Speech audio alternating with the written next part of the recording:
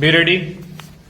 Start. Sir, I fully agree with the Honorable Deputy Minister when he says that it should be our endeavor to see that there is much progress in the matter of electricity and that consumers get electricity at a cheaper rate. Stop. Sir, in our country, with the question of national reconstruction before us and considering the position of our coal reserves, it is very necessary to develop the other sources of power. Stop. I remember, sir, that in our student days we used to read about white coal, namely power generated from electricity. Stop. In India, there is an abundant scope for developing that white coal, and if that is developed,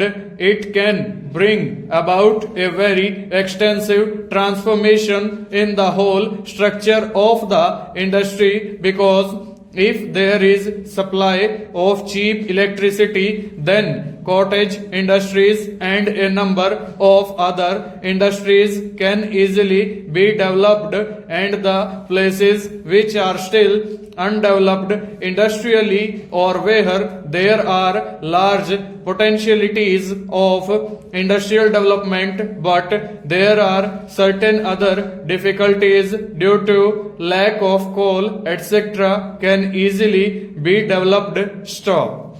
So, sir, from the industrial development point of view and from the point of developing cottage and other industries, as also from the point of view of the employment potential which is connected with these industries, it is very necessary that progress should be made in the development of electricity. Stop. This will help the consumers also, because electricity is now being used for more and more purposes, including the domestic purposes, and with electricity we are able to reduce the drudgery of our day-to-day life. Stop. But sir, there are certain other factors which should also be taken into consideration when we are considering the question of developing these things.